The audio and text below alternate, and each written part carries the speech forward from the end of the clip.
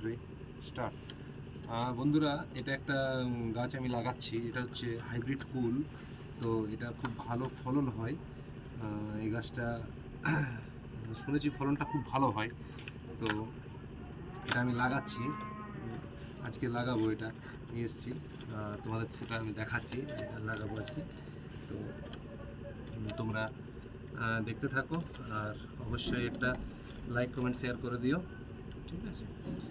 আর এটা আমি আজকে লাগাবো। এটা হচ্ছে একটা কুলের গাছ, হাইব্রিড কুল। তো এটা লাগাবো, ঠিক আছে? টবের মধ্যে লাগাবো এটা।